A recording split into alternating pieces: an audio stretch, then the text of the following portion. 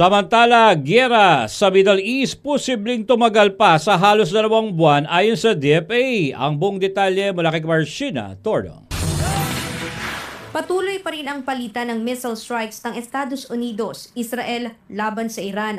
Itong sinabi ng Department of Foreign Affairs o DFA sa pagdinig ng Senate Committee on Foreign Relations nitong Biyernes. Sinabi ng DFA, posible pang tumagal sa 4 hanggang 8 linggo ang digmaan sa Middle East. We were informed that the U.S. is trying to send more rockets to Iran.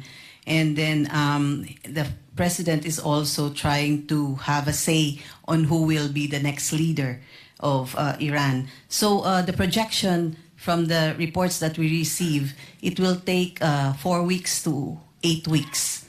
It's not like the previous Israel-Iran war, which only took 12 days. Sa oras anya na hindi pa humupa ang kaguluhan sa Middle East, ay malaking kawalan ito sa ekonomiya ng Pilipinas. Ang nakikita po nating effect dito ay first yung OFW po, kasi we have 2.4 million in the region.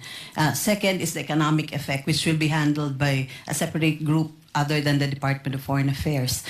And then the third one would be of course, not only the oil, but the prices of commodities that will increase because of the delivery services and other equipments that are coming from the Gulf. Tinanong naman ni Senator Dante Marcoleta sa Department of National Defense kung paano mapoprotektahan ng Pilipinas mula sa posibleng panganib sa tensyon sa Middle East. Anya, karamihan umano sa mga apektado ng missile strikes ng Iran ay ang mga bansa na may presensya ang Amerika. Tanong ni Marcoleta, may potential bang madamay ang Pilipinas? Pero kung titingnan po ninyo sa Article 3 ng EDCA, malinaw naman po doon. More specifically, under paragraphs 3 and 4, doon po sinasabi natin that the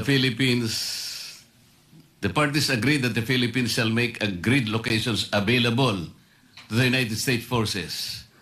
In paragraph 4, sinasabi, the Philippines hereby grants the United States operational control of these agreed locations. Iran might understand this as something that is potentially harmful to them also. Kung halimbawa ganun pagkakaintindi niya, hindi niyo ba tinignan ito? These are Philippine bases po, sir. Yes. So in terms of the nature of bases probably in the Middle East and the Philippines, sir, magkaiba po yun, sir. Kasi yung base po sa Middle East, sir, there are semi-permanent or permanent American bases, sir. So nandun po yung mga supply depots nila, may deployment po ng personnel. Marami pong personnel ng US doon. Dito po sa atin, wala po, sir. Kasi ang EDCA sites po natin, sir, are Philippine bases that are only made available to them if we allow them. Punto pa ng Senador, alam ba ng Iran na ang mga EDCA sites ay nakalaan lamang para gawing training o humanitarian facility? Bigo namang masagot ng DND ang direktang tanong ng Senador tungkol sa posibleng pagkaintindi ng Iran. Sa ngayon, wala namang manong natatanggap na ulat ang DND na maaring madamay ang bansa sa kaguluhan. Gayunpaman, iginit ng Department of Foreign Affairs na walang dapat ikabahala dahil maayos at matatag ang relasyon ng Pilipinas at Iran. And we maintain good relationship with Iran. We're trying to separate this, Your Honor, from the war and from the bilateral relations of the Philippines and Iran. So we maintain good relationship, and we were able to say that during the political consultation. Bago pa man ang pagdinig ng komite, napunanan ng ilang senador ang hindi pagsipot ni DFA Secretary Tess Lazaro nitong Biyernes. Sinabi ni Senator Kiko Pangilinan, hindi dapat ipagwalang bahala ang pagdinig, lalo't kabilang sa pag-uusapan ng mga hakbang na gagawin ng gobyerno para sa mga apektadong overseas Filipino workers.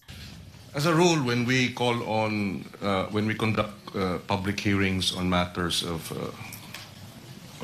national interest and emergency, the head of agency should be here.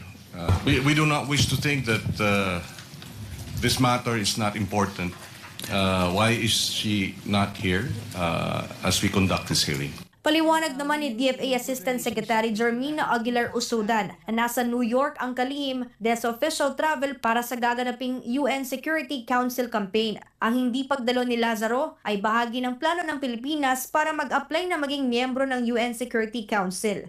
To promote our interest in the UN arena, and also to espouse principles and of unity and what is espoused by the Philippine government. It will give us more leverage if we are able to get this position in the UN Security Council.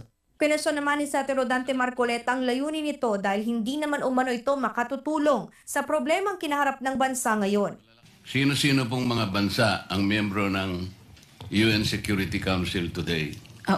Your Honor, the permanent members will be US, France, UK, China, and Russia. Malalaki po lahat, di ba? Ano po ang mapapala natin doon kung mag-apply tayong temporary?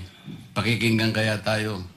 Ang lalaking mga bansa yun. They are permanent members of the Security Council of the United Nations. Pero nilinaw naman ni Senator Erwin Tulfo, chairman ng komite, na naipaliwanag na sa kanya ni Secretary Lazaro ang hindi niya pagsipot sa hearing. Anya si Lazaro umano kasing advance party ni Pangulong Bongbong Marcos sa nasabing meeting. Para sa Diyos at sa Pilipinas kung mahal. Ito si Sheena Torno, SMNI News.